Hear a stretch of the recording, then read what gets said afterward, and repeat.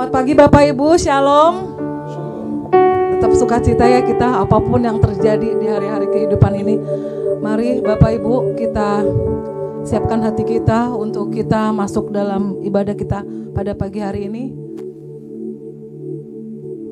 Bapa, terima kasih.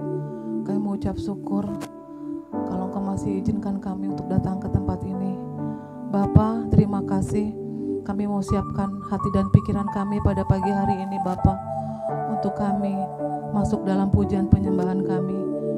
Kiranya Tuhan Engkau mengurapi kami Bapa, semua yang hadir di tempat ini Bapa. Kami mengucap syukur Bapa. Terima kasih Tuhan Yesus. Haleluya.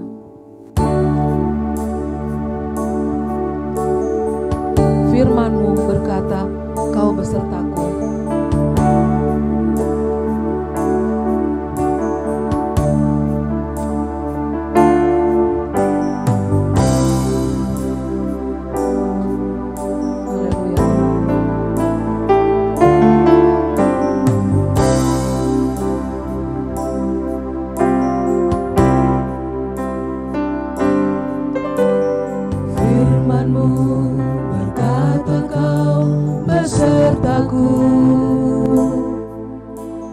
Maka kuat roh dan jiwaku. Tangan-Mu Tuhan selalu ku nantikan. Di setiap langkahku percaya. Mari sekali lagi Bapak Ibu, Firman-Mu berkata, Firman-Mu berkata Kau besertaku. Maka kuat roh dan jiwaku. Tangan-Mu Tuhan selalu ku nantikan. Di setiap langkahku percaya. Dengan sayap-Mu ku akan terbang tinggi. Di tengah badai hidup ku tak menyerah. Kau kekuatan dan perlindungan bagiku. Pertolongan-Mu di tempat maha tinggi. Ku mengangkat tanganku, aku berserah. Kau ku nantikan, Kau yang ku sembah, Yesusku, Rajaku. Mari Bapak Ibu kita naikkan sebagai doa kita. Kita mulai dari awal. Firman-Mu, Firman-Mu berkata Kau besertaku. Maka kuat roh dan jiwaku. Tangan-Mu, Tangan-Mu Tuhan selalu ku nantikan. Di setiap langkah ku percaya. Firman-Mu berkata, Firman-Mu berkata Kau besertaku. Maka kuat roh dan jiwaku. Tangan-Mu Tuhan, Tangan-Mu Tuhan selalu ku nantikan. Di setiap langkahku percaya. Dengan sayap-Mu, dengan sayap-Mu ku akan terbang tinggi. Di tengah badai hidup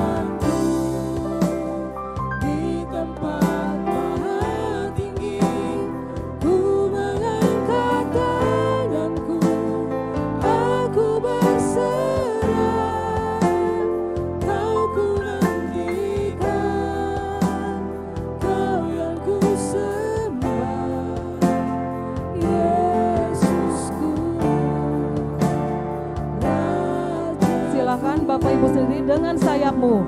Dengan sayap.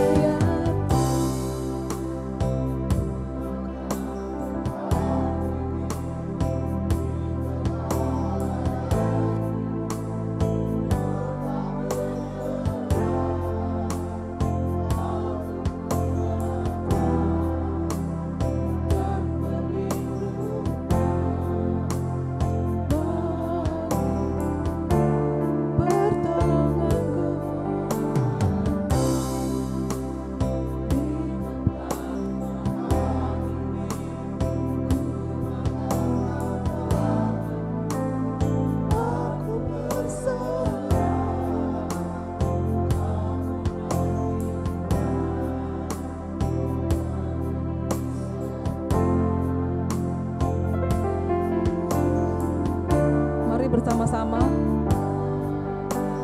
dengan sayapmu, dengan sayapmu, ku akan terbang tinggi di tengah badai hidup. Ku tak bergerak, kau kekuatan dan perlindungan.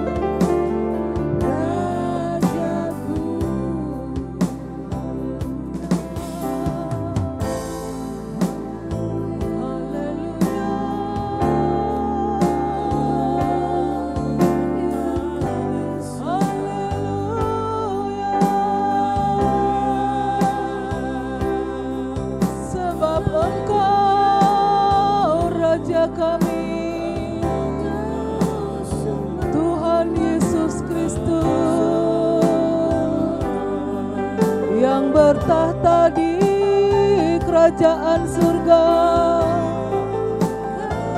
terpujilah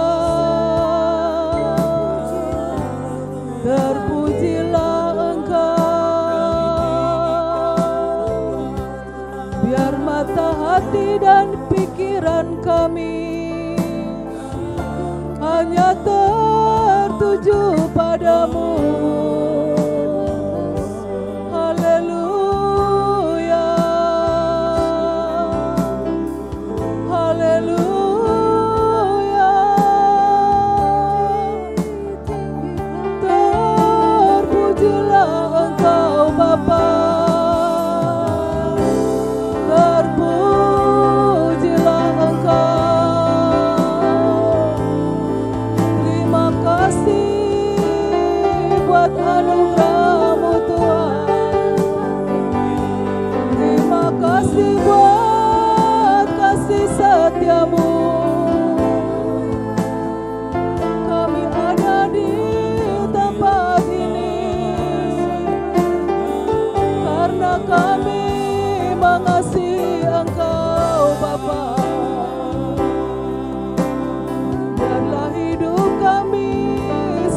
Menyenangkan hatimu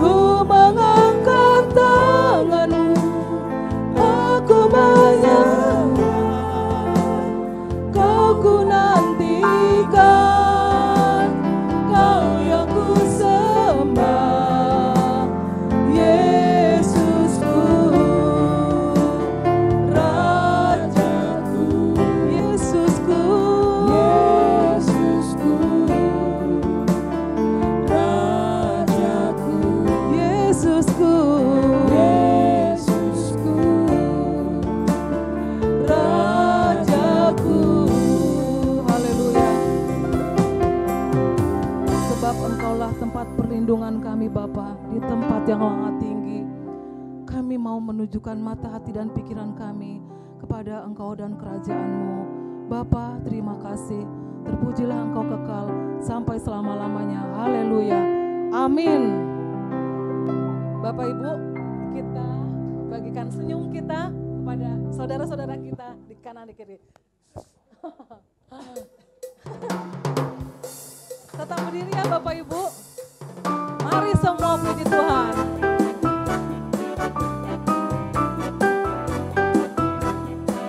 Tetap bersukacita.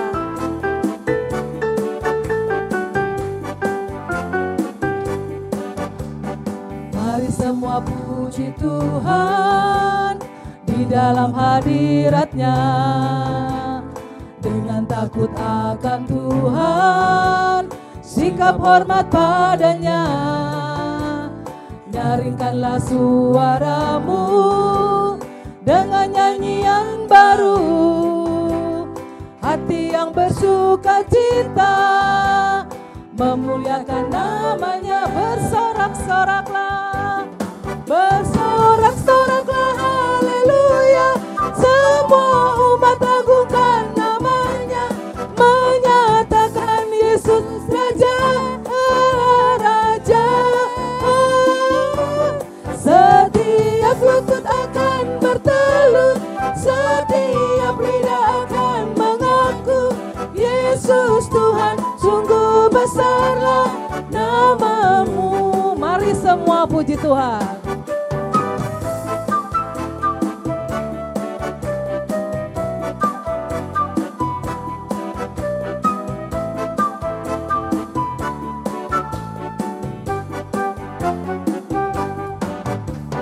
Mari semua puji Tuhan di dalam hadirat-Nya. Dengan takut akan Tuhan, sikap hormat padanya. Nyaringkanlah suaramu, nyaringkanlah suaramu dengan nyanyian baru. Hati yang bersuka cita. Sekali lagi Bapak Ibu ya, mari semua puji Tuhan. Bapak Ibu sendiri, ayo.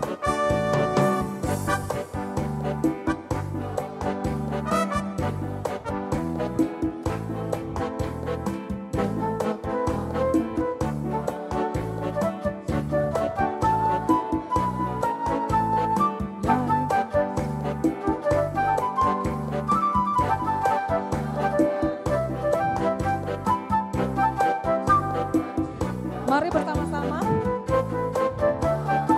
bersorak-soraklah, bersorak-soraklah, haleluya. Semua umat agungkan namanya, menyatakan Yesus Raja, segala raja. Setiap lutut akan bertelut, setiap lidah akan mengaku Yesus Tuhan, sungguh besarlah namamu. Bersorak-soraklah, bersorak-soraklah, haleluya. Semua umat agungkan namanya, menyatakan Yesus Raja, segala raja. Setiap lutut akan bertelut, setiap lidah akan mengaku Yesus Tuhan, sungguh besarlah namamu. Setiap lutut akan bertelut, setiap lidah akan mengaku Yesus Tuhan, sungguh besarlah namamu. Yesus Tuhan, Yesus Tuhan, segala pujian bagimu. Yesus Tuhan, Yesus Tuhan, segala pujian bagimu. Haleluya, terpujilah Tuhan. Silakan Bapak Ibu duduk kembali. Terima kasih. Haleluya. Mari kita tetap memuji Tuhan, mengikut Yesus, keputusanku.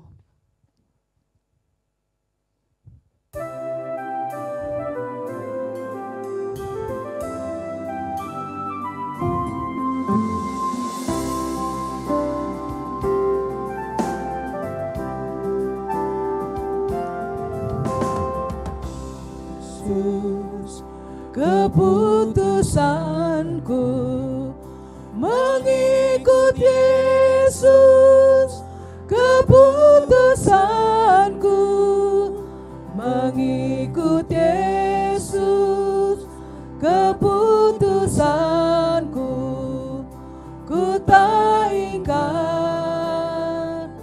ku tak ingkar. Tetap ku ikut, tetap ku ikut, walau sendiri. Tetap ku ikut, walau sendiri. Tetap ku ikut, walau sendiri. Ku tak ingkar,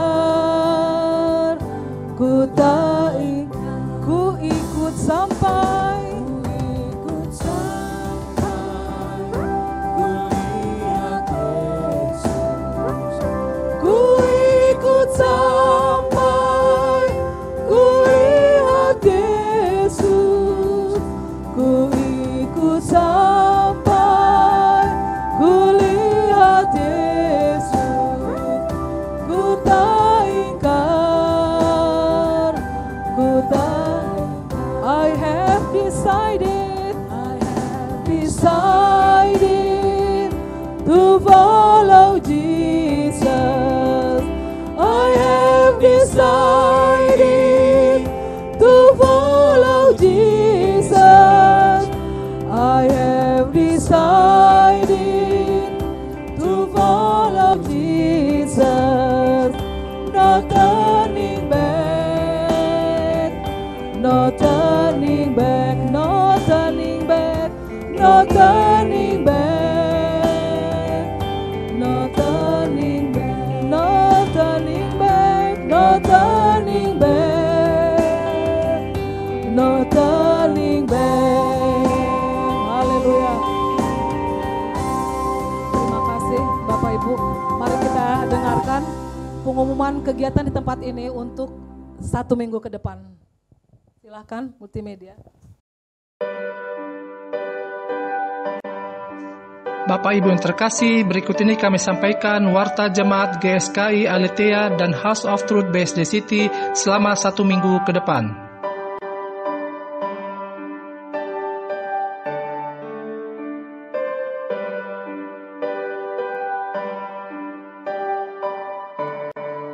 Bapak dan Ibu yang terkasih, untuk mencegah semakin meluasnya penyebaran virus corona, maka diinformasikan bahwa ibadah pendalaman Alkitab House of Truth BSD City diliburkan sementara, yaitu pada hari Selasa tanggal 17, 24, dan 31 Maret 2020. Demikian informasi kami sampaikan.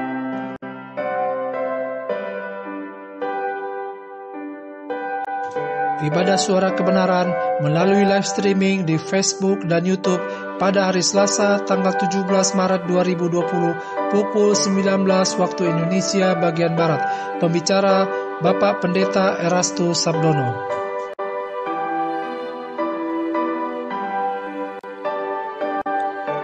Ibadah pendalaman Alkitab yang disiarkan melalui live streaming di Facebook dan YouTube pada hari Jumat tanggal 20 Maret 2020 pukul 18.30 waktu Indonesia bagian Barat. Pembicara Bapak Pendeta Erastus Sabdono.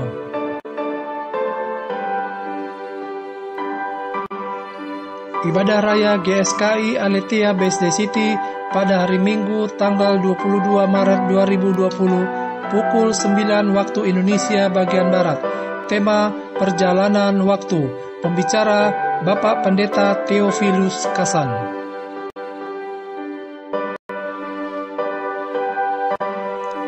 Live streaming ibadah dari Rehoboth Ministry Mall Arta Gading pada hari Minggu tanggal 22 Maret 2020 pukul 11 waktu Indonesia bagian Barat. Pembicara Bapak Pendeta Erastus Sabdono.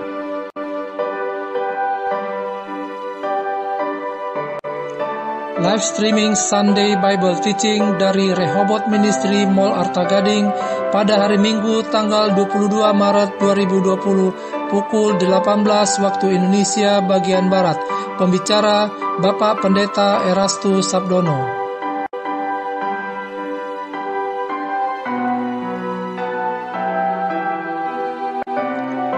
Bapak Ibu yang terkasih, untuk mengantisipasi semakin meluasnya penyebaran virus corona, maka GSKI Aletheia melakukan penyesuaian untuk sementara waktu dan menghimbau kepada para jemaat untuk tidak melakukan salaman dengan berjabat tangan dan tidak melakukan tos, berpelukan, atau meminimalkan kontak fisik satu sama lain.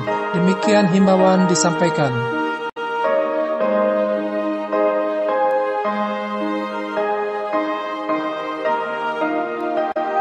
Bapak Ibu yang terkasih, demikianlah kami sampaikan jadwal ibadah dan doa dan live streaming selama 1 minggu ke depan. Kiranya Bapak dan Ibu dapat menghadirinya. Terima kasih, Tuhan Yesus memberkati.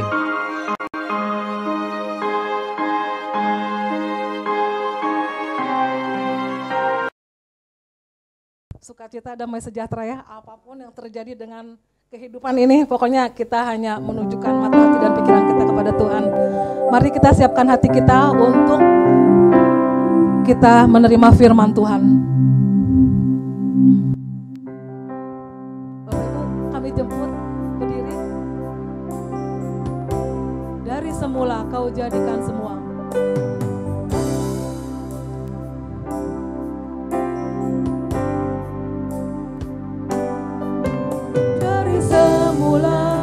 Kau jadikan semua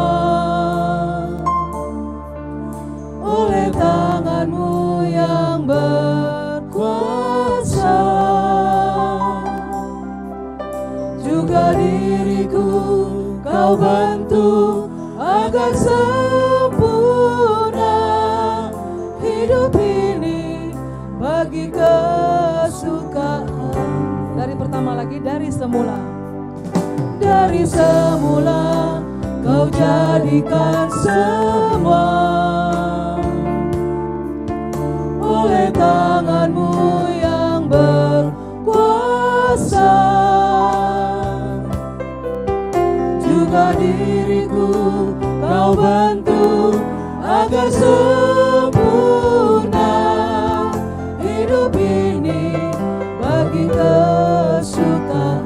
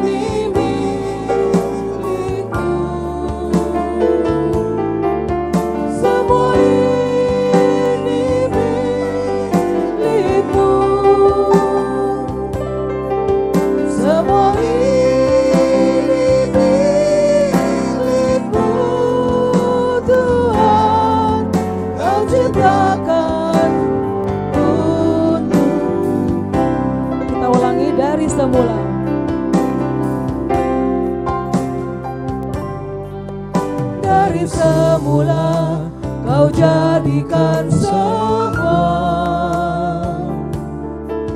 oleh tangan-Mu yang berkuasa. Juga diriku Kau bentuk agar sempurna hidup ini bagi kesukaan. Semua ini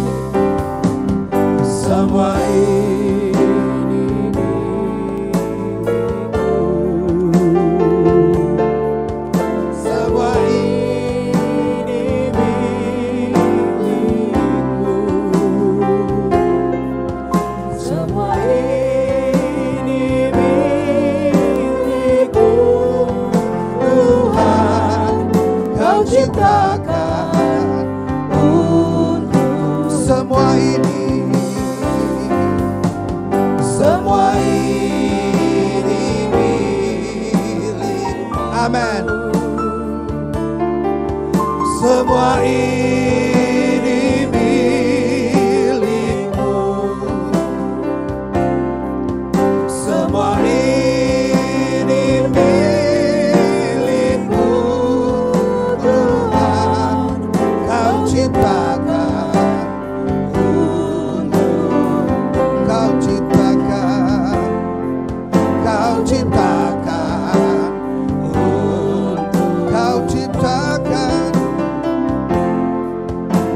ciptakan untukmu.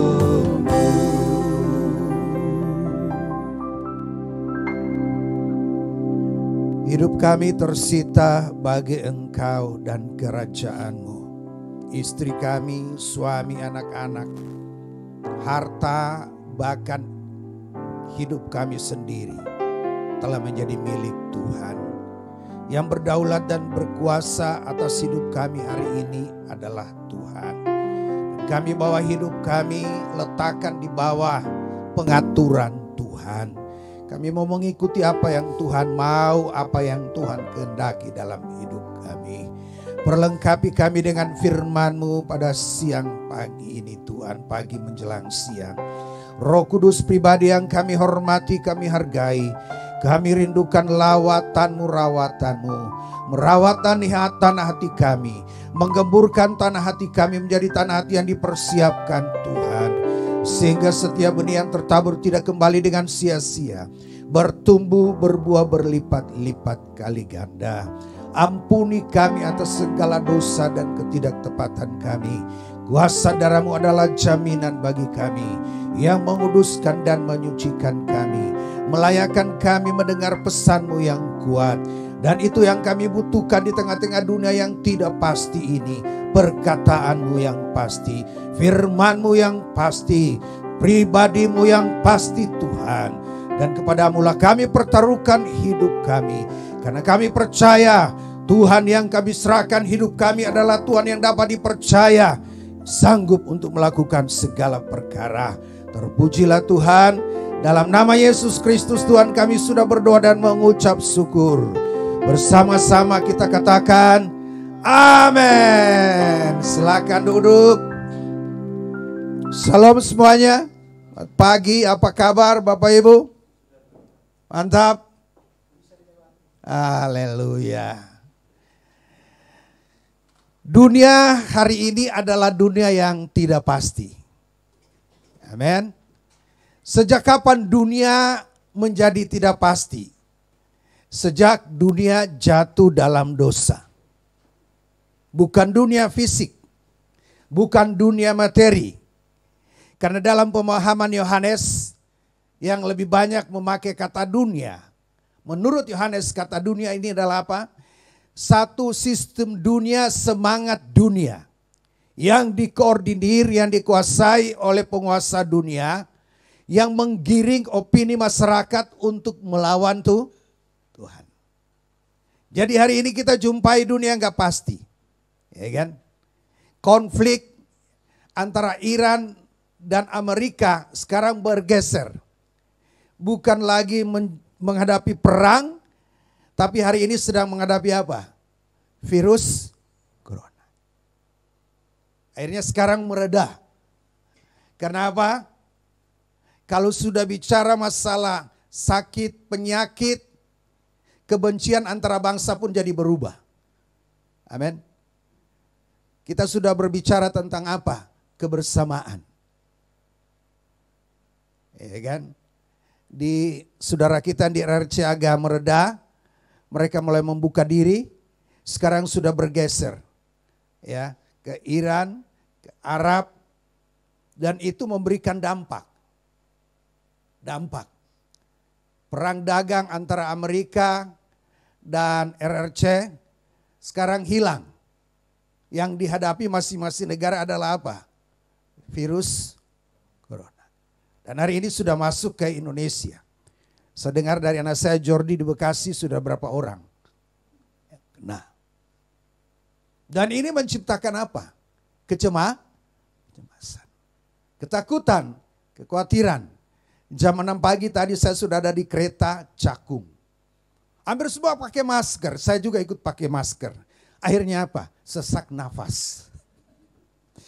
Orang Manado bilang hosa. Sesak nafas, karena gak terbiasa. Karena hidung saya pesek kali ya. Jadi coba. Saya lihat semuanya. Semi ninja. Ada yang full ninja. Sampai di sini ditutup. Sampai mukanya gak kelihatan. Minggu depan saya pakai helm di kereta api. Iya. Kemudian menghadapinya kita lihat. Ya. Ada yang belanja logistik. Ya kan? Mulai yang dari super sampai minimarket. Banyak. Mulai logistik sampai apa? Masker.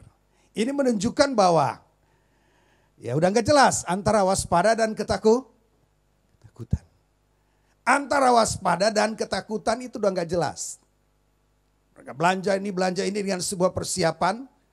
Seandainya ada serangan, mereka gak keluar rumah. Kalau saya berpikir begini Bapak Ibu, ya standar hidup sehat, ya masker. Kemudian hari ini kita gak pakai salaman lagi, begini ya. Minggu depan kita berubah kayak Jepang.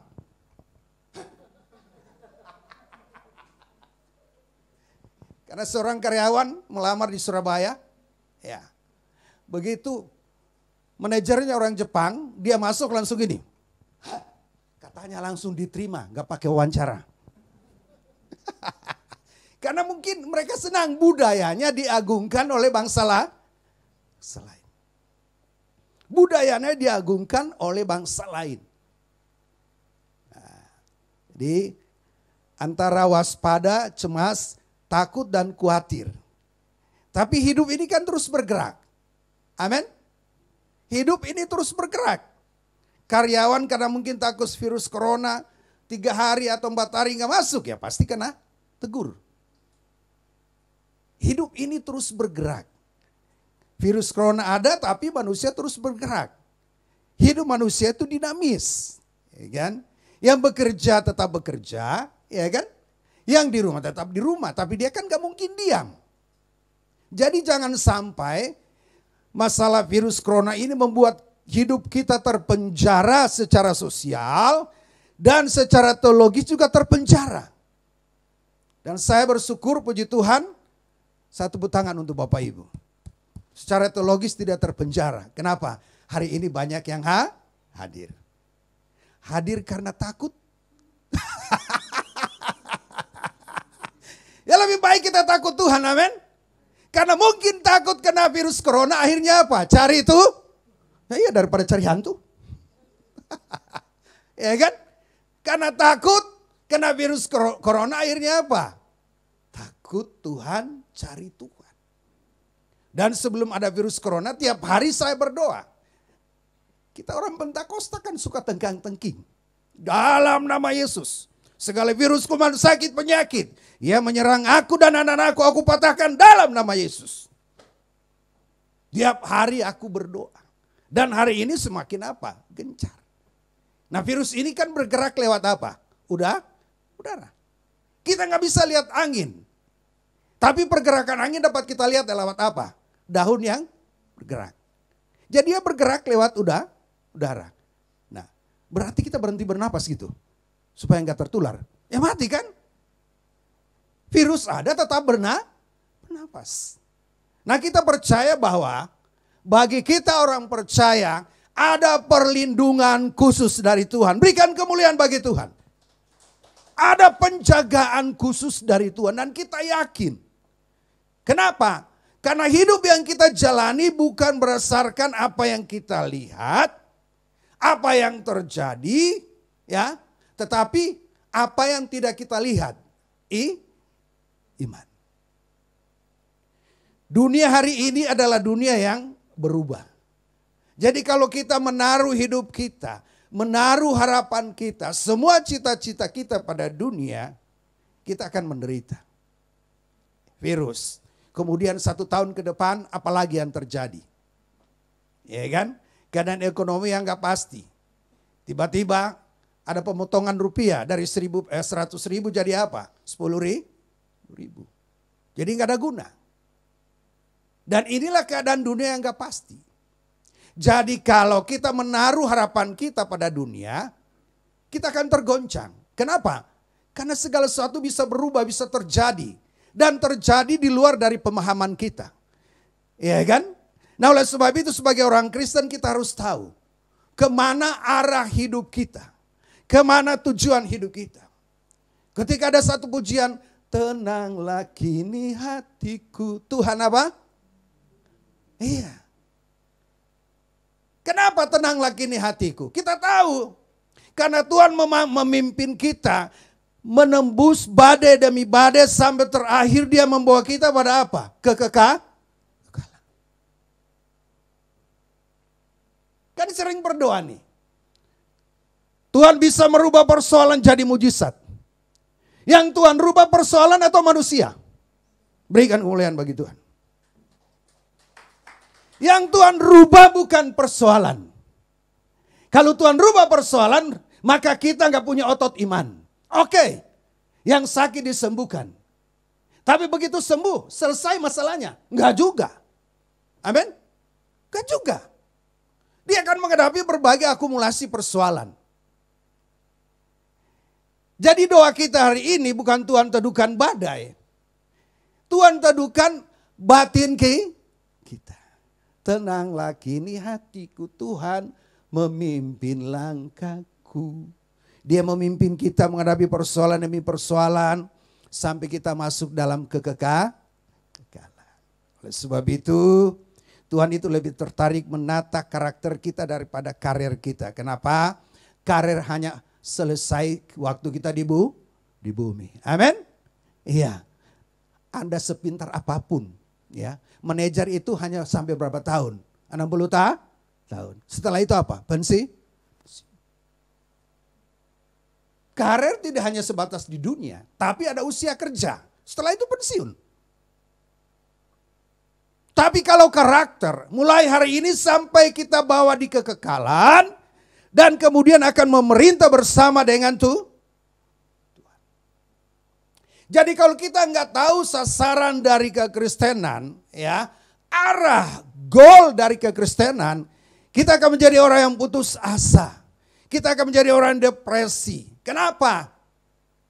Semakin kita nggak puas dan memang dunia tidak dapat memberikan kita apa? Kepuasan. Oleh sebab itu kalau Alkitab katakan, janganlah kamu menjadi serupa dengan dunia ini. Artinya apa? Jangan memiliki satu skema berpikir dengan dunia. Jangan menjadi satu semangat dengan dunia. Dunia yang gak pasti, dunia melawan Tuhan. Tapi kita memiliki satu skema berpikir. Begitu dunia guncang, kita ikut guncang. Loh kenapa? Karena kita bertaruhkan hidup kita pada sesuatu yang gak pasti. Ya kan? Kan ada tulisan, istri-istri jangan sandarkan hidupmu di pundak suami. Ya kan? Karena suatu saat juga suami pergi. Sandarkan hidupmu di pundak Tuhan. Tapi gak kelihatan, itulah iman. Seni dari iman adalah apa? Percaya pada satu pribadi yang gak kelihatan tapi ada. Luar biasanya iman orang Kristen. Para rasul mati pada satu pribadi yang mereka gak lihat. Tapi percaya dia ada. Dan itulah tujuan dari kekristenan hari ini. Amin. Kita menaruh hidup kita bukan pada sesuatu yang gak pasti. Iya kan? Kita kan gak bisa menduga. Tahu-tahu suami yang hari ini sehat. Tiba-tiba dokter vonis, Pak, Bapak ada apa? Penyumbatan di pembuluh darah. Coba kalau nggak punya Tuhan, khawatir punya. Aduh, jangan-jangan, aduh, jangan-jangan gue mati nih. Memang harus mati, ntar lagi juga mati kok. Jangan-jangan, aduh, gimana ya? Aduh, nah, itu orang yang nggak punya Tuhan. Orang yang nggak punya tabungan iman. Amin. Kalau kita punya tabungan iman, ketika menghadapi persoalan yang nggak terpikir oleh kita, seperti seorang pesilat, dia punya tenaga dalam. Dia keluarkan. Sehingga apa? Dia gak putus asa ketika mendengar berita-berita yang menciptakan ketakutan dalam hidup dia. Karena apa? Dia punya tabungan iman. Di mana setiap hari dia baca Alkitab. Renungan firman. Iman timbul dari pendengaran, semakin baca, semakin dengar. Akumulasi iman itu semakin menggunung dan menghasilkan sebuah kekuatan. Sehingga tidak mudah putus asa. Jadi kalau Alkitab katakan jangan mencintai dunia, kenapa? Karena dunia ini gak pasti. Amin. Gak pasti dunia ini. Kita lihat banyak orang putus asa, depresi, stres. Kenapa? Mencintai dunia. Semakin dicintai dunia semakin apa? Tidak pasti dan semakin memberikan ketidakpuasan dalam hidup kita. Jadi kalau Alkitab mengajar kita hidup bukan karena melihat, karena percaya, itu harus kita aminkan. Amin. Harus kita aminkan, harus kita yakini hidup bukan karena melihat, tapi karena percaya. Di suatu pagi duduk sambil melihat wajah istri, tiba-tiba suami bisa ngomong, "Ma, kok kelihatan kamu hari ini tambah keriput?" Coba. Ada perubahan fisik. Kalau istri bijak, ya saya keriput karena uang kecantikan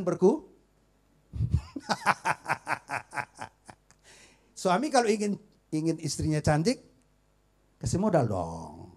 Amin. Iya, kasih modal. Amin. Harus kasih modal. Jangan suruh puasa melulu biar langsing. Nanti sakit mati dia.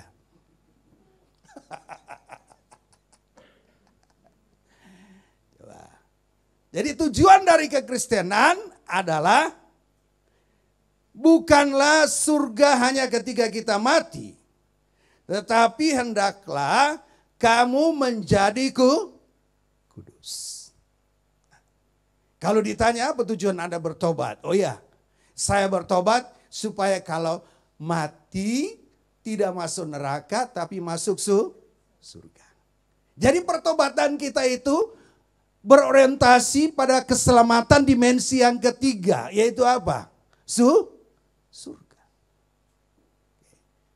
Persoalannya, waktu kita bertobat langsung mati enggak?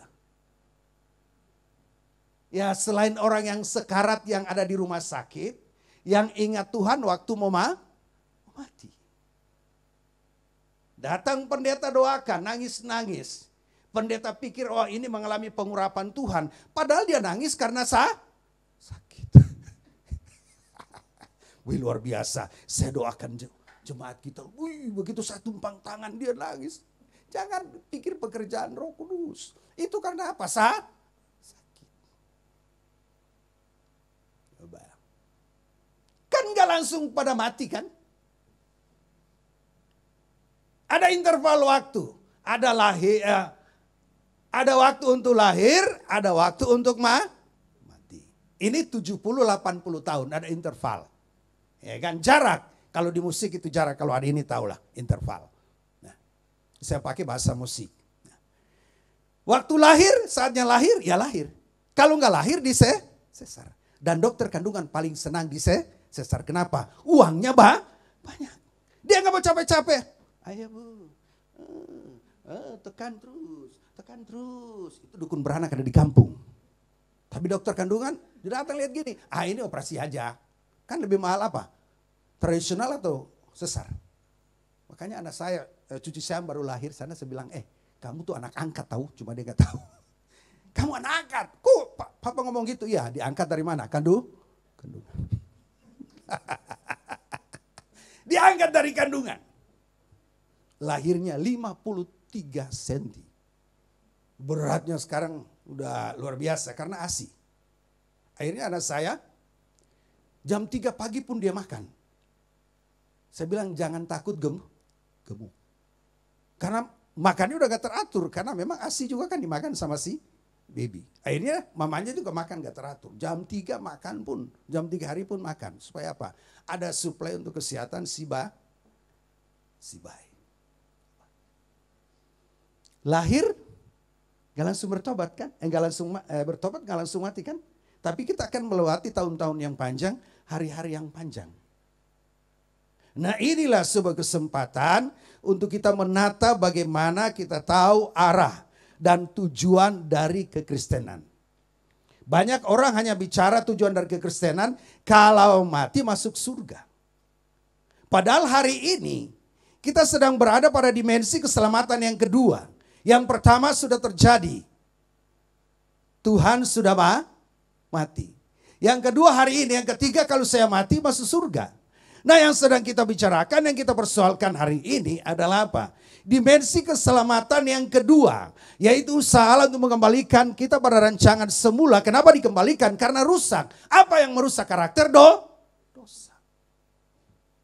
Nah, bagaimana dikembalikan? Ya, ditebus, diselamatkan. Bagaimana saya bisa berbuat baik jika saya masih ada dalam belenggu dosa? Saya ditebus, dipindahkan. Dipindahkan dalam wilayah hidup yang baru.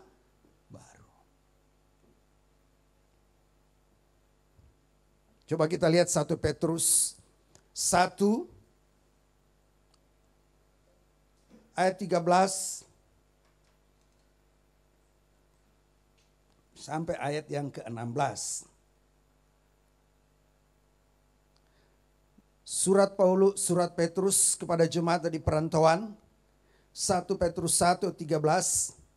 Sebab itu siapkanlah akal budimu, waspadalah dan letakkanlah pengharapanmu seluruhnya atas kasih karunia dianugerahkan kepadamu pada waktu penyataan Yesus Kristus. Hiduplah sebagai anak-anak yang taat dan jangan turuti hawa nafsu yang menguasai kamu pada waktu kebodohanmu. Tetapi hendaklah kamu menjadi kudus di dalam seluruh hidupmu sama seperti Dia yang kudus, yang telah memanggil kamu. Sebab ada tertulis, kuduslah kamu sebab aku kudus. Ya, saya akan mengulang, mungkin sudah disampaikan oleh teman-teman di sini, refresh kembali. Kapan kita, arti dari disucikan, disucikan, ditahirkan itu artinya apa? Pisahkan. Ya. Contoh, ritual orang Israel dalam upacara korban, 10 ekor domba. Itu disortir dulu. Dari 10 kalau hanya jumpai 1, maka yang 1 itu yang layak dijadikan sebagai korban bakaran. Kenapa? Karena tidak ada cacat fisik.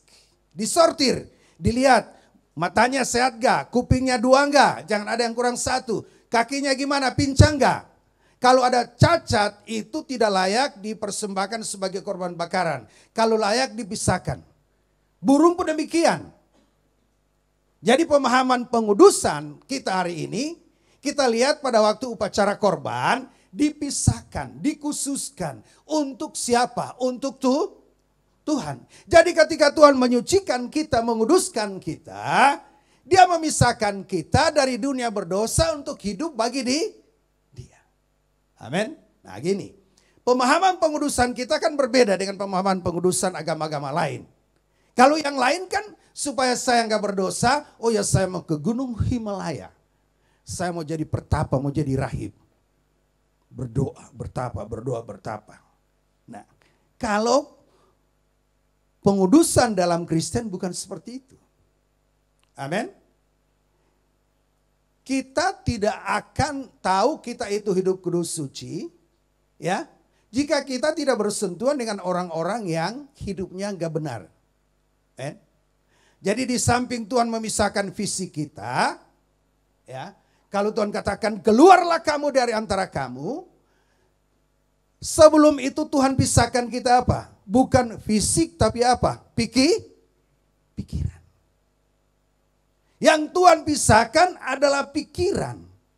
Kan di ayat 13 letakkanlah akal budimu. Ini menyangkut apa? Pembaharuan pikiran. Letakkanlah akal budimu. Ini menyangkut pembaruan pikiran. Jadi yang dikuduskan adalah pikiran. Tadi saya ngomong dengan, saya panggil Bapak Gembala aja lah. Ibunya, Ibu Gembala. Suaminya, iya gitu. Kalau suaminya gembala, ibunya gembala. Halo Pak? Ya kan? Coba. Jadi pemahaman orang Yahudi yang membuat hidup itu jadi tercela adalah apa yang masuk dari luar ke dalam. Yaitu apa? Makanan. Ini kan pertobatan waktu dulu kita menjadi agama Kristen. Oh iya saya sudah bertobat. Contoh dulu kalau saya merokok 1 bungkus, sekarang tinggal 1 batang sehari. Tapi 1 batang itu 10 tahun. Ya kan? Iya, tinggal satu batang. Jadi pertobatan orang beragama itu berbicara jangan sentuh ini, jangan makan ini, jangan lihat ini. Seperti saya di Kelurahan Pejuang. Tidak sengaja tabrakan dengan satu orang ibu yang lagi, bukan murid. Bilang najis loh. Iya kan? Seperti itu. Nah, yang membuat kita tercemar menurut Yesus adalah apa? Apa yang keluar dari mana? Dari hati. Roh Kudus itu pribadi?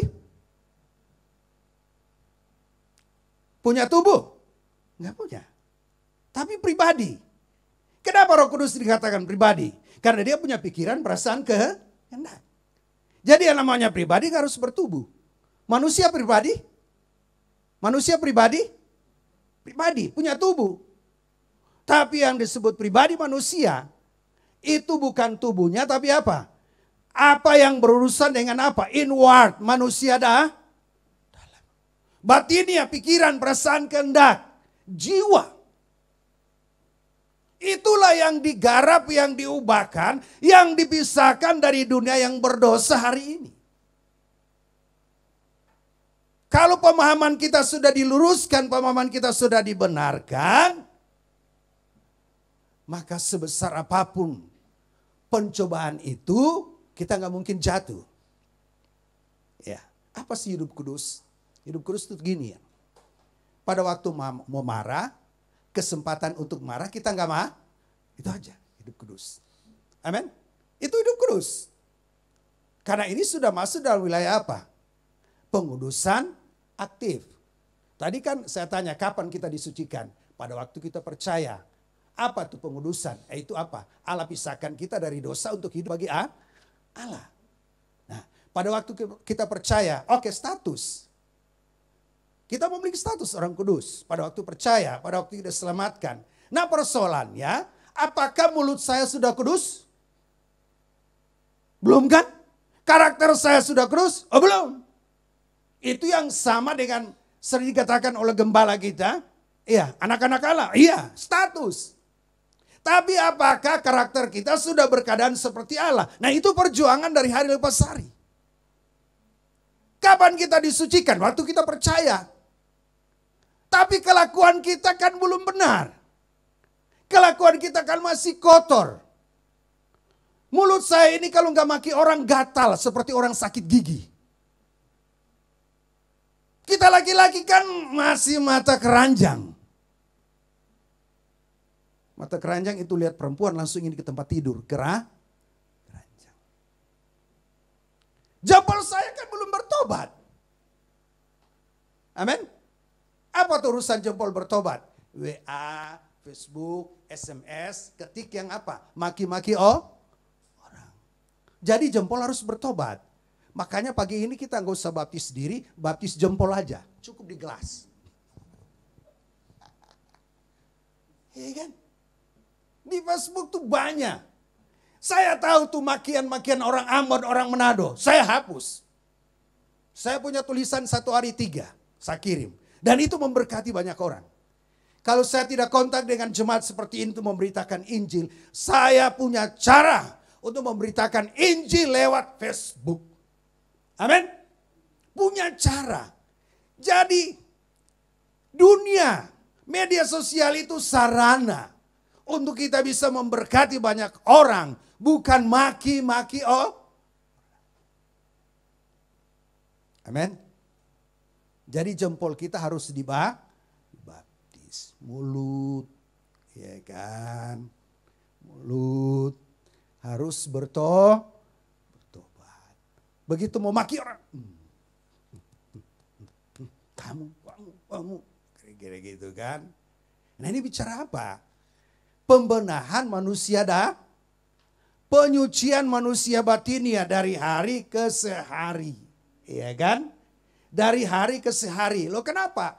Kalau dalamnya saya sudah benar, luar benar enggak? Ya jadi benar. Kalau tidak benar itu namanya munafik. Amin. Coba kita ukur. Mulut dengan hati jauh enggak?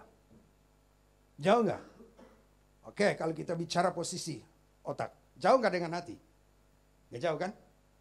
Tapi yang dekat ini justru bisa berbeda. Lain di hati, lain di bibir.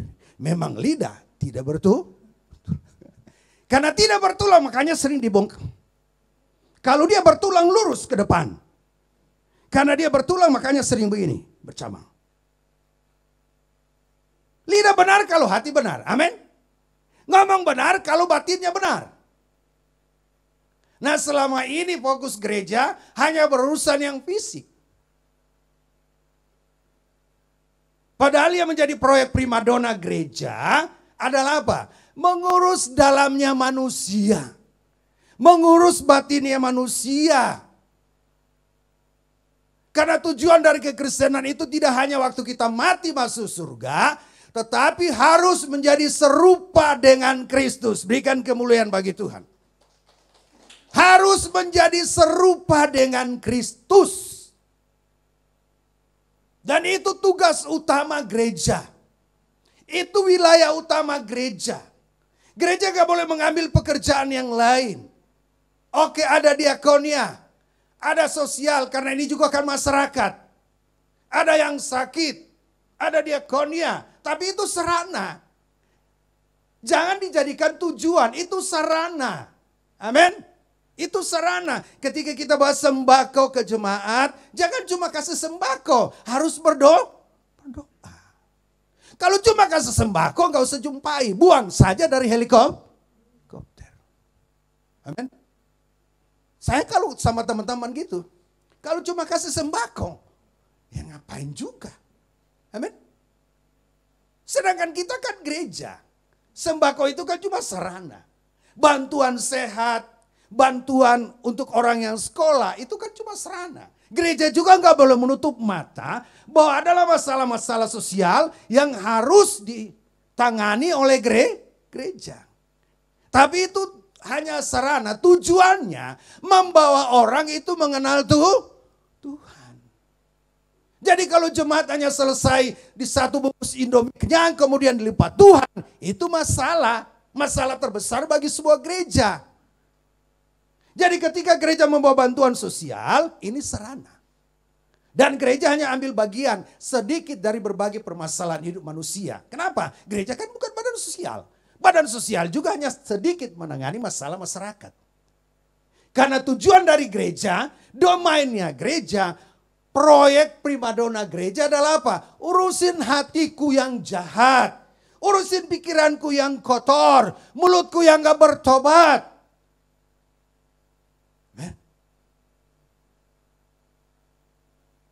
Tangan kita akan berubah membelai kepala istri, ya, kalau hati kita benar. Tapi kalau hati kita nggak benar, ringan tangan. Kalau ringan tangan memberi ya puji Tuhan. Tapi kalau ringan tangan mukul istri, tampeleng istri.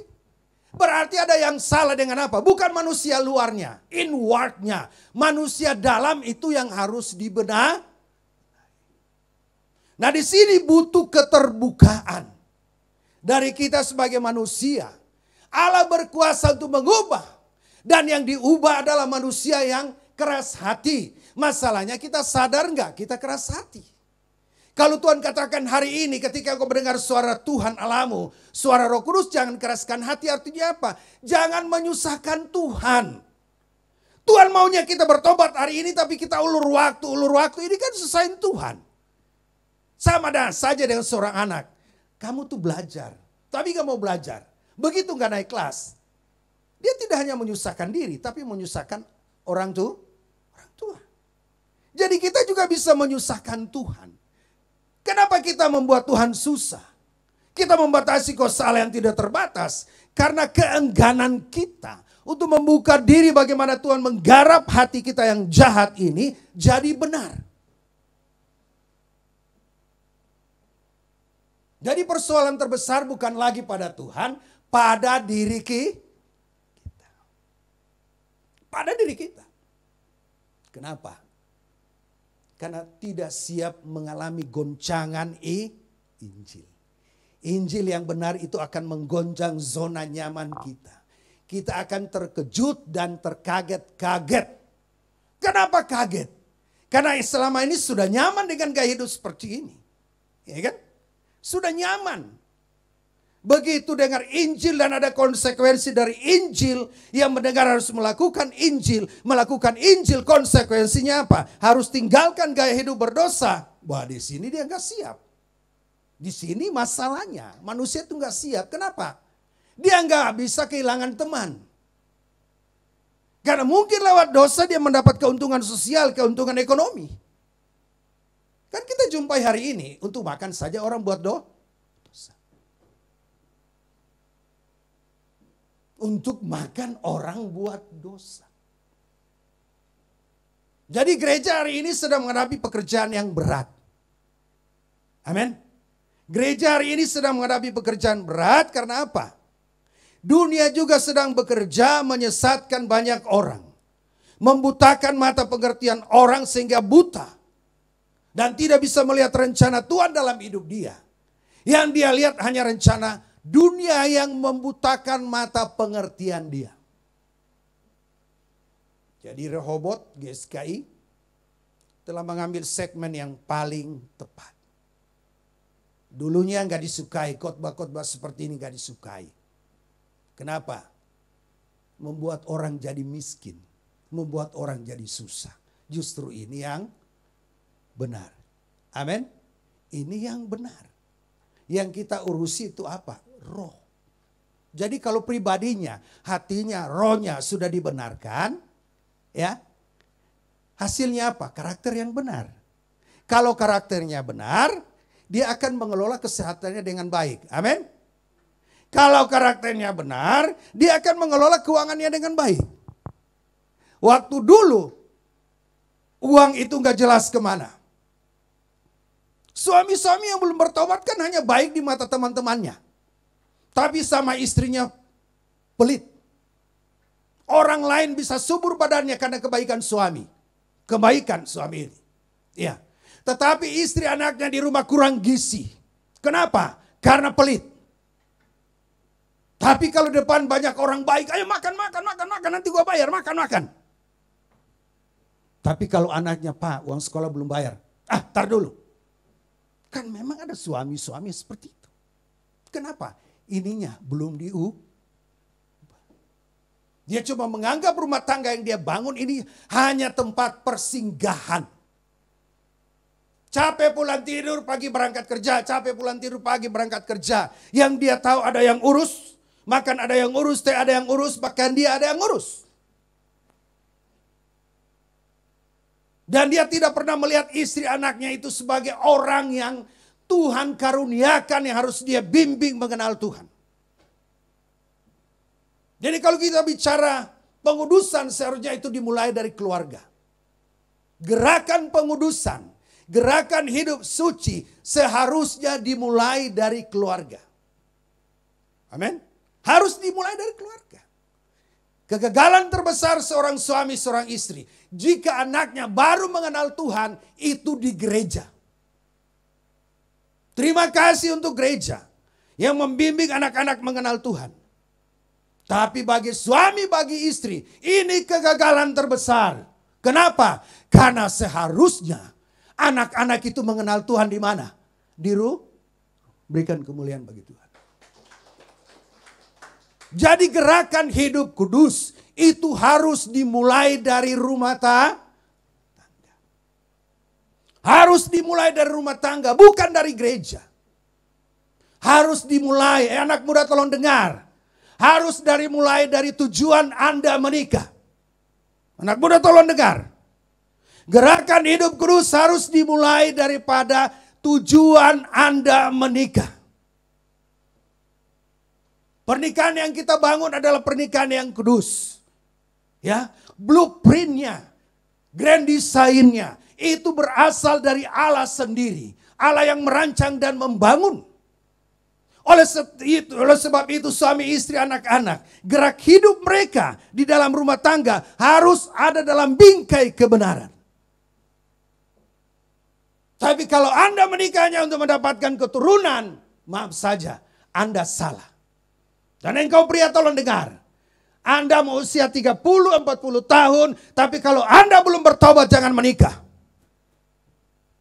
Lebay jomblo di bumi dan di surga, tapi engkau tidak menyakiti anak orang. Sebab apa? Kalau Anda tidak bertobat dan Anda menikah, istrimu itu hanya apa? Tempat pelampiasan dari karaktermu yang rusak. Berikan kemuliaan bagi Tuhan. Dan perempuan juga jangan terbuai dengan gantengnya. Amin. Yang kaya papanya. Amin. Yang kaya papanya. Dia bolak-balik ganti mobil.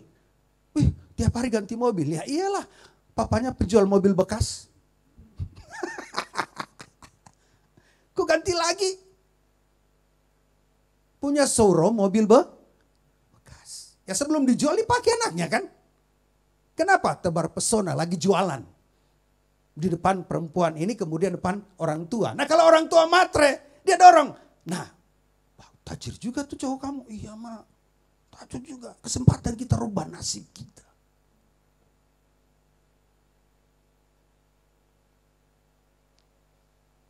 Cari yang smart. Perempuan, lagi-lagi tolong dengar. Hari ini perempuan ya tidak hanya cari yang punya penghasilan berbahaya, yang ganteng, tapi yang paling utama apa? Smart. Smart itu apa? Punya tanggung jawab. Dewasa dalam menata hidupnya. Halo? Menjadi kudus harus dimulai dari apa? Pikiran. Harus dimulai dari pikiran. Kan dikatakan tadi, sebab itu siapkanlah akal budi, pikiran yang diubahkan. Kemudian yang kedua, hiduplah sebagai anak-anak yang taat dan jangan turuti hawa nafsu. Ini sudah masuk wilayah pengudusan apa? Aktif. Kalau pasif itu dari luar. Allah yang menguduskan. Tapi kalau aktif ada sinergi antara Allah dan manusia. Jadi pengudusan aktif itu menyangkut penyucian karakter, pembenahan karakter, pemulihan gambar Allah. Itu menyangkut apa? Bagaimana kita melibatkan diri dalam usaha Allah untuk mengembalikan karakter kita yang rusak. Dikembalikan seperti rancangan yang semula yang ada di Eden sebelum manusia jatuh dalam dosa. Dan di sini butuh perjuangan keras. Amin. Butuh perjuangan keras. 50 tahun atau 20 tahun rusak, karakter kita itu tidak semudah kita membalikan telapak tangan. Tapi kan saya sudah mengikuti pelayanan pelepasan. Setan diusir, tapi kotorannya masih tertinggal. Yaitu apa? Karakter yang rusak. Jadi banyak orang berpikir pelayanan pelepasan adalah solusi dari berbagai persoalan hidup. Oh gimana? Pelepasan. Oh iya, gimana? Pelepasan. Bolak-balik pelepasan, bolak-balik. Terikat, lepas, terikat, lepas, terikat, lepas, terikat, lepas. Begitu aja. Kita percaya dalam nama Yesus, kita usir setan pergi. Tapi karakter yang rusak, kotorannya si iblis, itu masih ada dalam hidup kita. Dan di sini butuh perjuangan yang keras bersama dengan Roh Kudus. Untuk apa? Mencapai hidup. Sehingga apa? Kita bisa sempurna seperti Bapa di surga sempurna.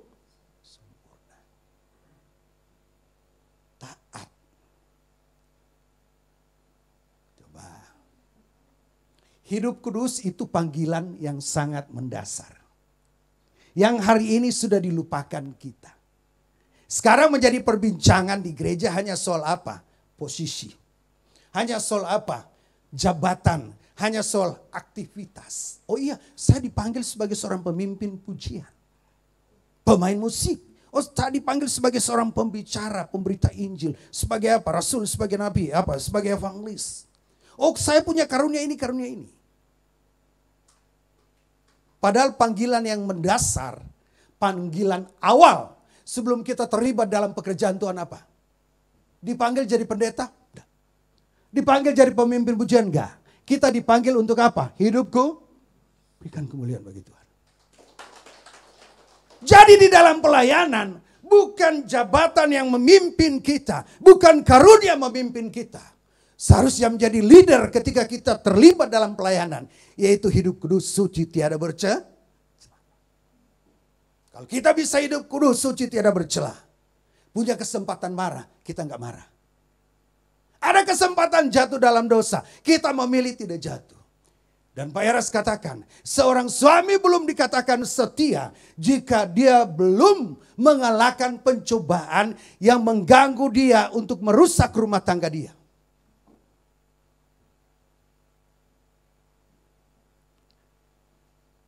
Mungkin gak semua diceritakan suami kepada istri.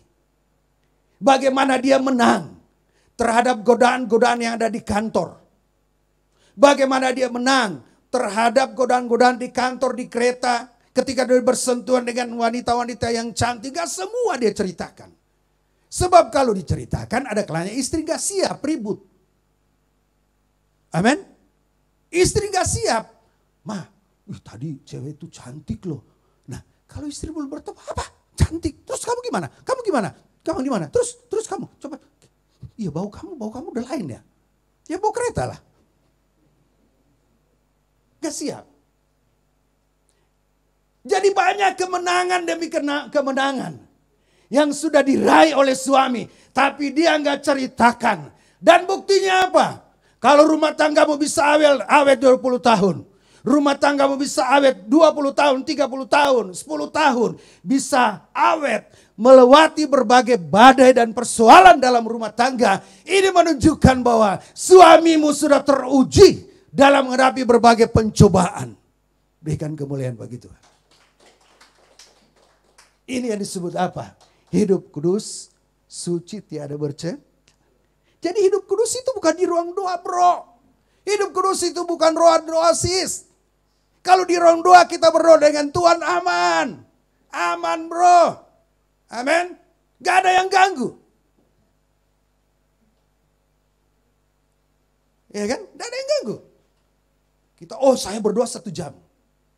Yang berdoa ini 30 menit. Tapi kita lihat hasil doanya pada waktu menghadapi persoalan. Memang gak semua. Ada kalanya yang berdoa 1 jam, panik, takut. Tapi yang berdoa setengah jam, persoalannya lebih besar dari yang berdoa 1 jam.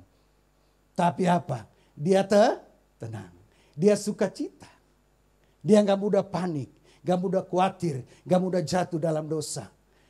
Tidak berdosa dengan mulutnya pada waktu menghadapi persoalan.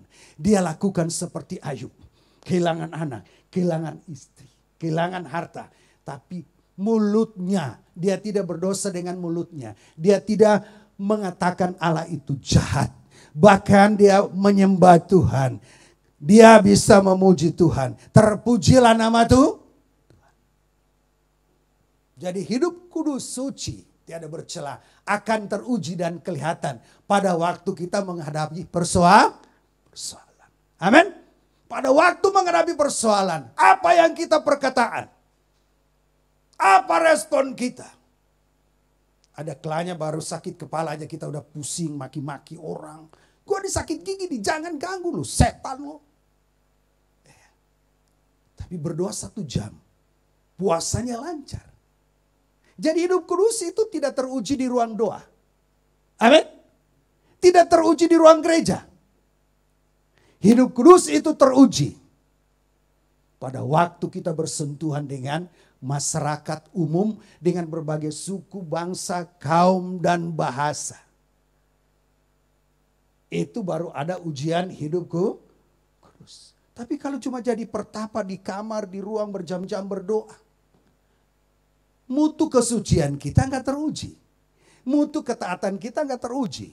Mutu kesetiaan kita nggak teruji. Jadi suami setia itu teruji. Kenapa? Karena waktu dia di kantor, dia berjumpa dengan karyawan yang secara fisik penampilannya lebih menarik dari istrinya. Usia lebih muda. Tampilan luarnya lebih wah. Baunya beda. Yang ini bau minyak goreng, yang sana bau minyak wangi. Tapi kalau sampai hari ini rumah tanggamu selamat ibu-ibu. Dan gak diceritakan suami yang sebetulnya sudah berkali-kali dia menang atas pencobaan. Buktinya apa? Hari ini rumah tanggamu 20 tahun, 30 tahun. Dan tidak sedikit persoalan dihadapi suami. Pencobaan yang menyangkut kesetiaan dia kepada istri, kepada rumah tangga, dan kepada Tuhan. Dan dia bisa lewati. Mungkin dia nggak ngomong. Tapi buktinya hari ini. Bahwa dia adalah suami yang setia. Halo?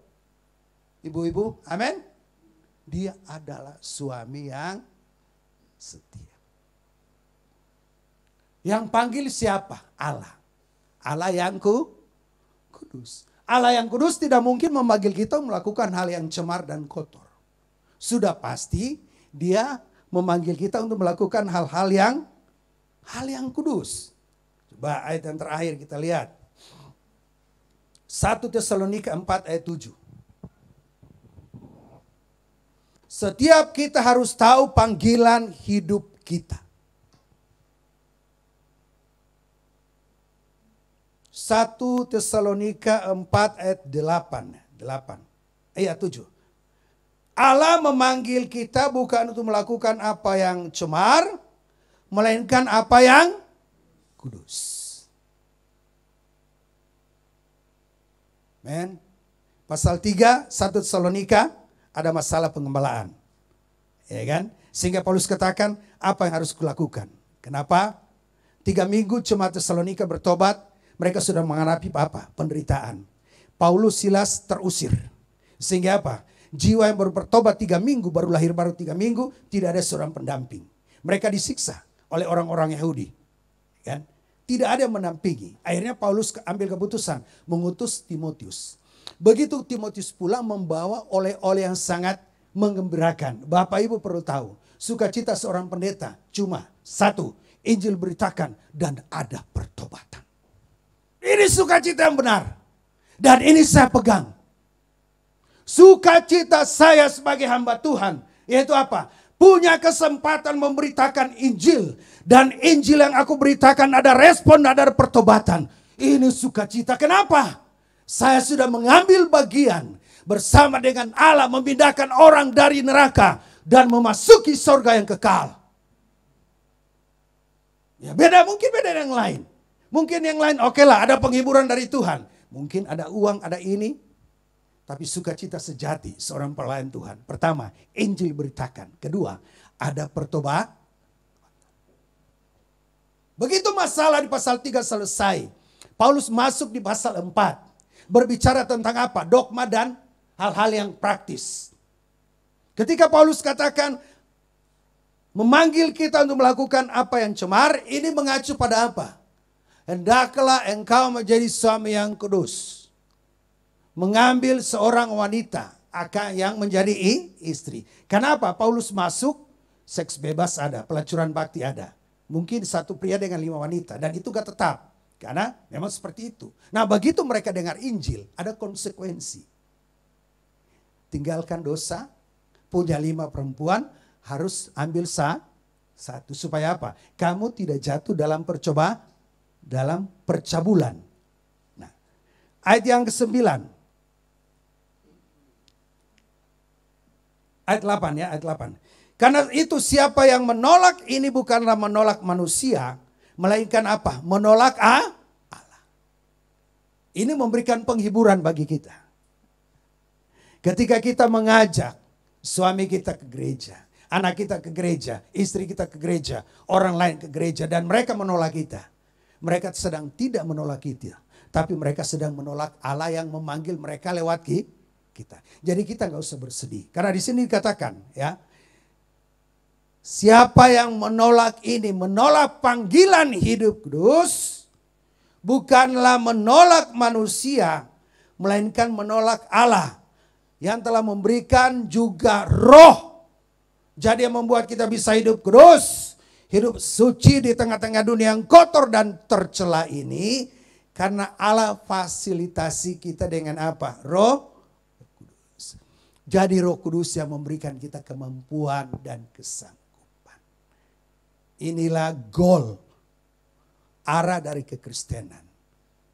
Ketika kita mati tidak masuk surga, tapi hari ini kita harus hidup suci, kudus, sempurna seperti Bapa, segambar dengan Allah, sangkal diri pikul salib. Hal yang paling tidak menyenangkan daging, Tapi disitulah ada unity, keintiman bersama Kristus. Mati bersama Kristus, bangkit bersama Kristus.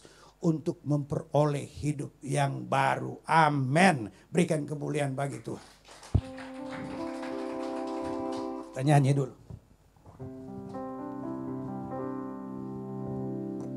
Kasih G bisa. Betapa dahsyat Engkau Tuhan, Pencipta segala yang ada, dulu sekarang sampai selamanya.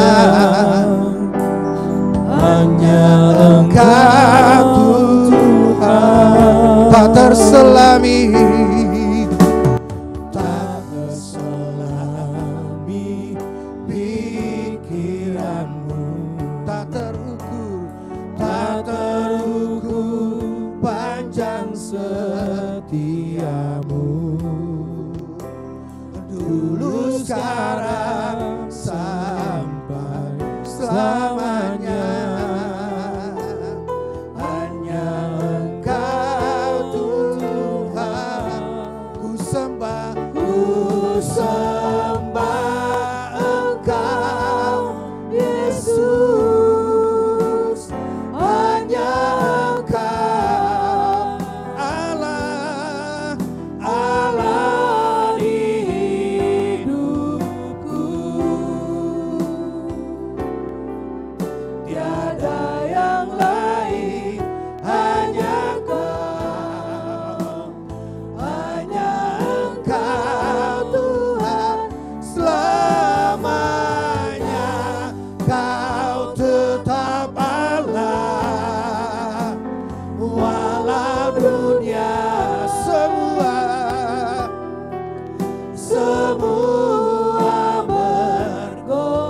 bergoncang. Amin. Tak tergoyahkan, Kau tetap Allah. Jemaat bangkit berdiri, singkat.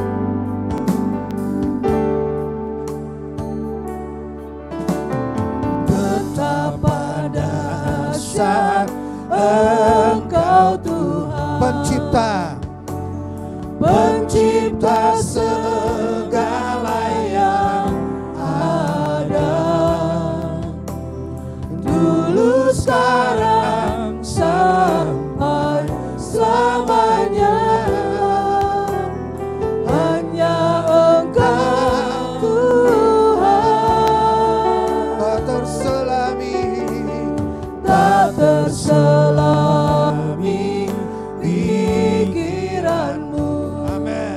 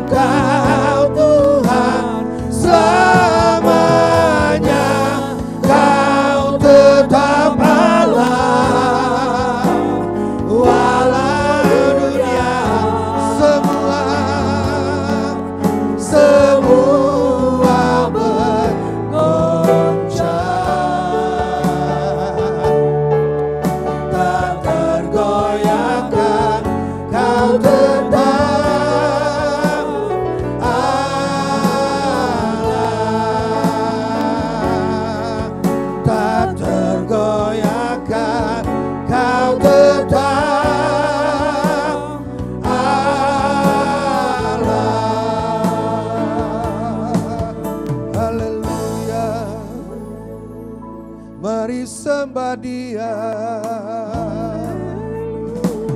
mari tinggikan namanya, muliakan Yesus Tuhan. Angkat suaramu, angkat hatimu, berikan Dia pujian, berikan Dia penyembahan, berikan Dia pengagunganmu. Haleluya.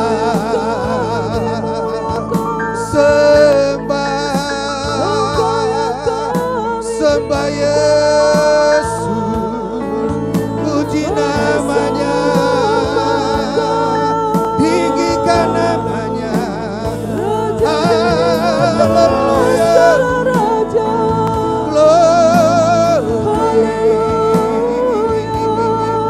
Pengurapan dari Roh Kudus mengalir menjamah tanah hati kami yang kering. Haleluya.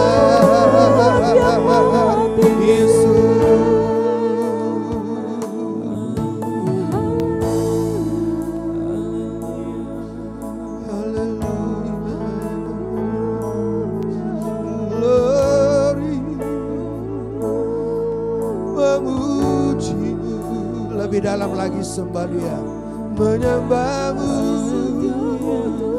itu kerinduan kami. Lebih dalam lagi tenggelamkan kami dalam hadirat-Mu, dalam pengurapan-Mu. Tenggelamkan kami dalam kebenaran-Mu yang memerdekakan kami, yang membebaskan kami. Haleluya. Yesus Tuhan.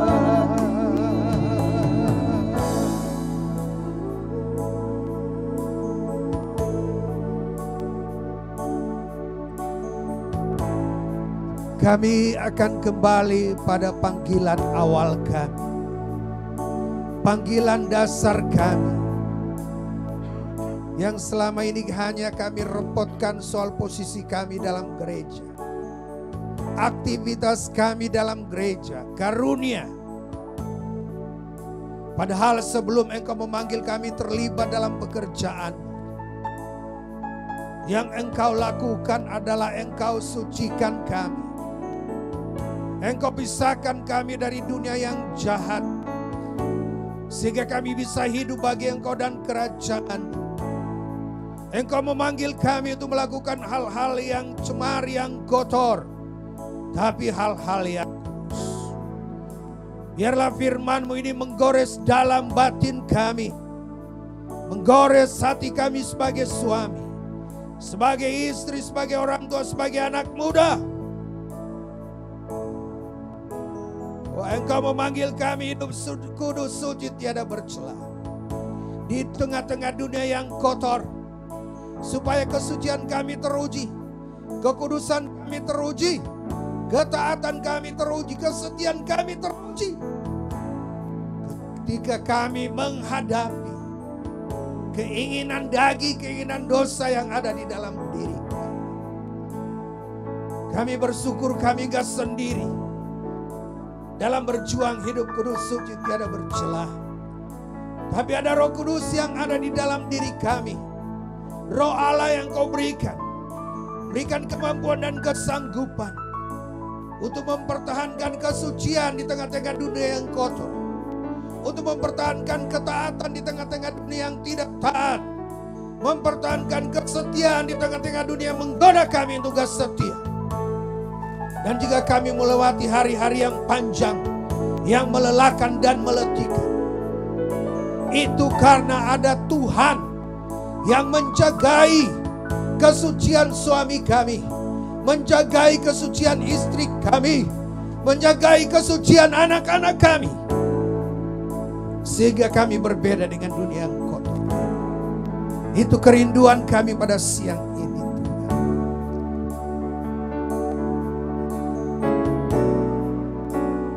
Segala virus, kuman, sakit, penyakit apapun bentuknya, jenis, yang coba-coba menyerang kekebalan tubuh kami, kesehatan tubuh kami patahkan di dalam nama Yesus.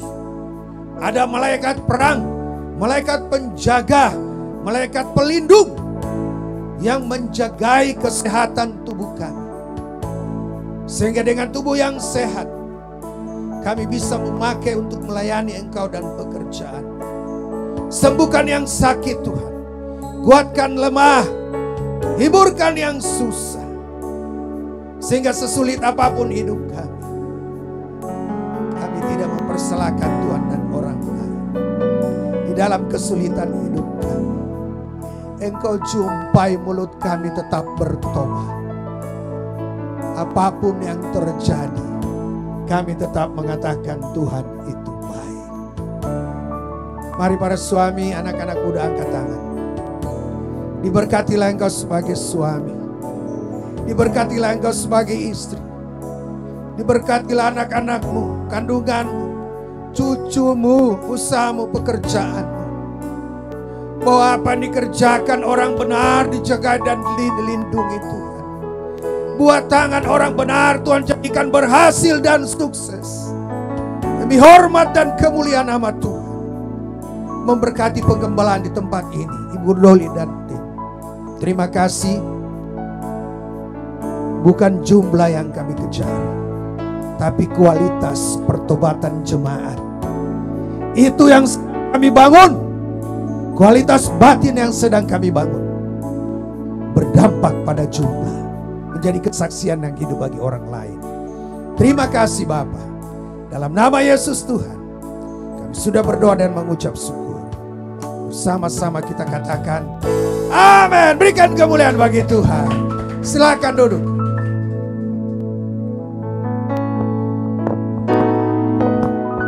Terima kasih Pak.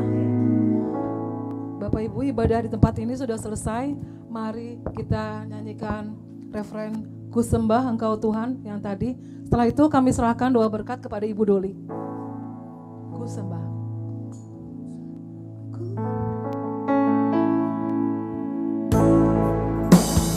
Ku sembah Engkau Yesus,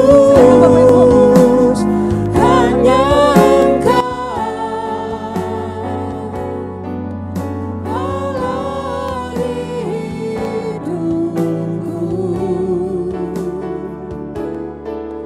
Tiada yang lain, hanya Kau, hanya Engkau Tuhan selamanya. Kau tetap Allah walau dunia semua bergoncang, tak tergoyahkan. Kau tetap Allah, Kau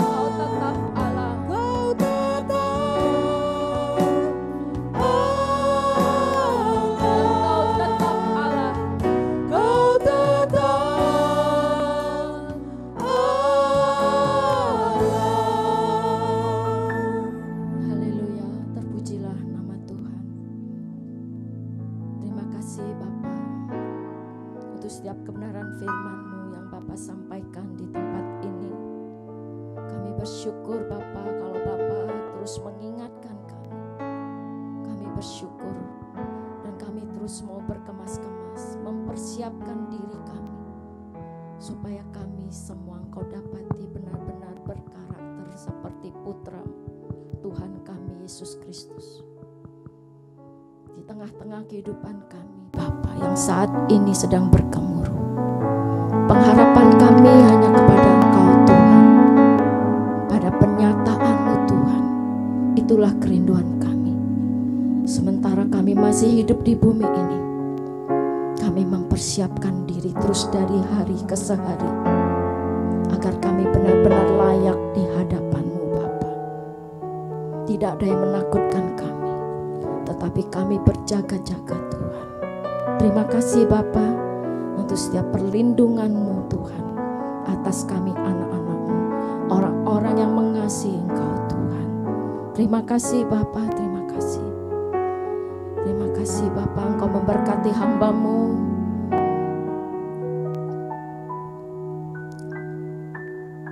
Engkau memberkati terus Bapa pelayanan Pak Fritson Musa. Dimanapun beliau Engkau tempatkan, kesenangannya, kesukaannya adalah memberitakan firman-Mu Tuhan dan melihat pertobatan orang-orang yang mendengarkan firman yang Beliau sampaikan Tuhan. Engkau memberkati dan terus memperlengkapi hamba-Mu ini Tuhan. Terima kasih Bapa, Engkau memberkati kesehatannya, keluarganya Tuhan, cucunya, anak-anaknya. Engkau memberkati Tuhan. Terima kasih Bapa, dan kami bersyukur atas setiap persembahan yang anak-anak-Mu berikan di tempat ini Tuhan. Dan kami mau persembahkan semua hanya bagi Engkau dan kerajaan-Mu Tuhan. Tuhan, kalau sebentar kami akan berpisah satu sama lain, sebagian akan melanjutkan dengan ibadah pukul 11 melalui live streaming. Kiranya Bapa berkenan terus menyertai yang pulang maupun yang tinggal Bapa. Terima kasih Bapa, terima kasih. Dan sebelum kami berpisah, berkenanlah Bapa memberkati kami semua. Mari kekasih-kekasih Tuhan, angkatlah tangan kita, arahkan hati kita ke surga. Pulanglah dengan damai sejahtera sukacita Tuhan. Selama engkau di dalam Tuhan, engkau tidak akan tergoyahkan. Tidak ada sesuatu pun yang menakutkan engkau, karena Tuhanlah tempat perlindunganmu. Selama engkau hidup di dalam Tuhan, tidak ada akan yang menyentuh engkau. Tuhanlah tempat perlindunganmu. Berkat anugerah dari Allah Bapa di surga, cinta kasih Tuhan Yesus Kristus yang terus tak berkesudahan menyertai kita di dalam persekutuan dengan Roh Kudus yang terus memimpin kita, menuntun kita sampai kepada kehidupan yang kekal dari siang ini dan sampai selama-lamanya. Mari kita semua yang mengasihi Tuhan kita katakan amin. Haleluya, puji nama Tuhan.